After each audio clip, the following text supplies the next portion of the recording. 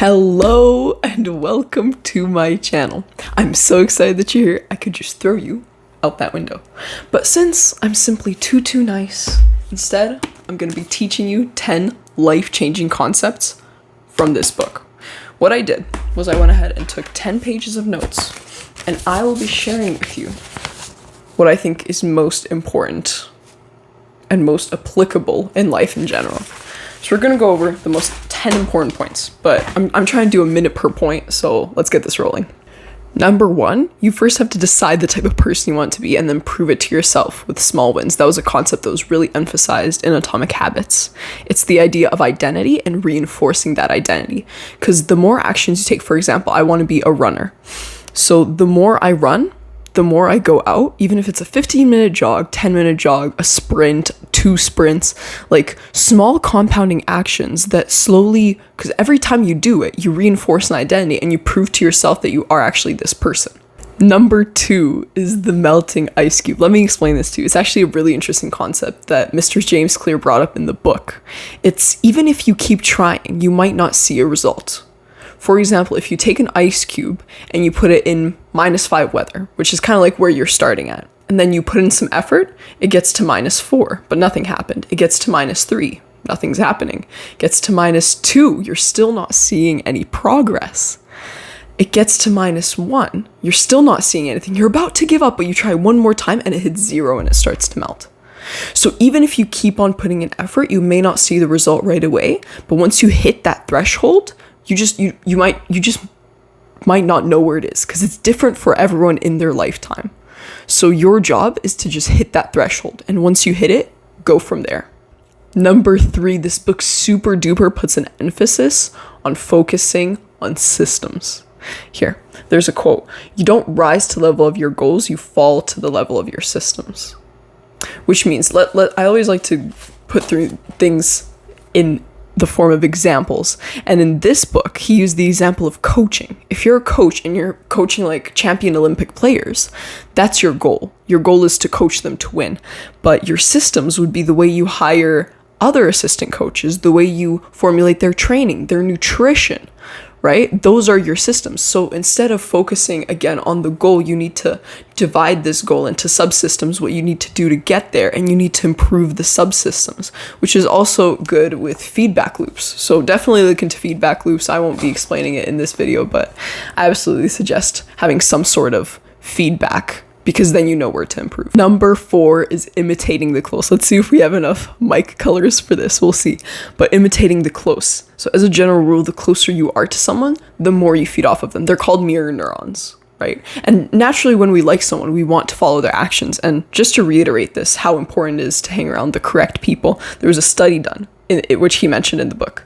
So there was a study that tracked 12,000 people over a period of 23 years and found that if a person had a friend who was obese, like a closer friend, during that time period, they were 57% more likely to become obese themselves, which is kind of crazy. And then just another thing, the higher your friend's IQ is at the age of 11, the higher yours would be at the age of 15. So that's how much of an influence the people around us have. So it's so important to choose the correct people to hang around. Number 5, halfway there, almost done, is reframing your mind. It's so important the way you think about your actions. So in the book, he gave an example of another book that a guy wrote to stop people from smoking. So if you're a smoker, you'd read this book and then you'd stop smoking.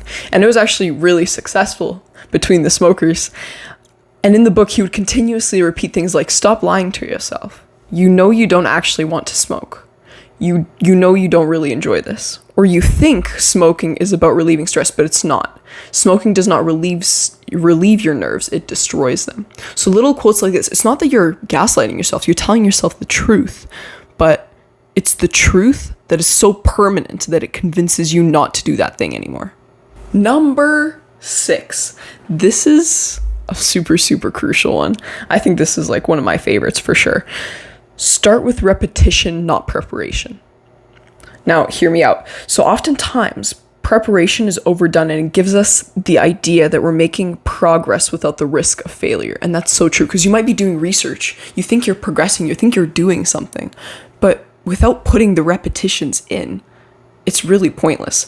And I promise you that once you start doing those repetitions, you'll actually learn much faster by doing. Number 7, so the law of least effort. He talks about the law of least effort. Now, what does that mean? It means that our brains are optimized to always do the least amount of work possible. So it's not even necessarily your fault. It's your fault for not trying to surpass it.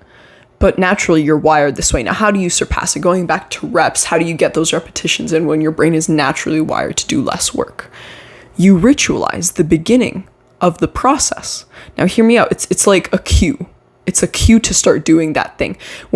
Before I go into like a deep state of work, or I'm about to do cold calls, whatever it is, like deep state of work, and I really need to focus, I will pop open a sparkling water. And that's kind of my sign of like, okay, this is what we're doing now. I'm ready. So that's my cue. Number 8. Now, just as another strategy to cope with maybe procrastination or such, I want to give you another strategy that I found super important, super useful. It's called a commitment device, and it's where you attach yourself to doing something. And he gave the example of this writer, which he was a pretty important writer. I didn't write down his name, but he was really neglecting his work at the time, and his publisher was like, hey, like, publish this book, publish, like, I need it published. What are you doing? He had 6 months left to write it. And he was like, okay, so he told his assistant, he's like, lock all my clothes away. I'm not going out of the house, because if I have no clothes, I'm not going out of the house. He left himself a robe, and he actually got it done 2 weeks early. Because what else are you supposed to do when you're stuck in the house? Like, you might as well sit down and write. So that was his commitment device. You don't have to go as extreme, but having a commitment device can be super, super useful. Number 9, almost there, guys. And I think this is one of the biggest ones for me. Like, it really changed my perspective on failure. He talks about this concept. Never have I heard it anywhere before, but it's never miss twice. So if you missed the mark and you failed a day, you missed a day, you weren't consistent, it's this, because missing one day can really knock you off, and then you're like, oh, then what's the point of doing the rest of the things, you know? Like, what's the point? I just lost. That's it. But it's this mindset of, no, let's get back in there as fast as possible. Never miss twice. So whenever I miss a day of something and I'm like, no, you know what, that's not an excuse. Like, never miss another day. For the last 4, I have not changed my mic, and you haven't told me. Cannot believe you. What a disgrace. No, but other than that, we're on number 10, last one. Changed it for number 10. It's a slightly different green. Not the same green, slightly different. You can roll it back. But here, I want to talk about how important it is to now that we've talked about all these strategies of like building the habits or reframing the habit, reframing our mind, commitment devices. It's reviewing your habits, finding a way to review your habits, having a decision journal. So recording big decisions, why you're making these decisions, recording what worked best for you, and have all these options. Rating on like 1 to 10, or like how your sleep has been going, how your eating is, whatever it is that your goal is. Finding a way to reflect with numbers and tracking things to make sure you're on the right path. And we're back to blue. Those are my quick life-changing tips for you guys out of this book. I do still recommend you read it. It's actually really good. There's a lot I didn't mention here out of the whole entire 10 pages. What do you mean 10 pages into 10 points? That's absolutely crazy. So I do recommend you read it. And also go subscribe if you actually enjoyed this content. This is a pretty new channel, so you're absolutely early. Go subscribe. I'd love to see you again. Have a good one.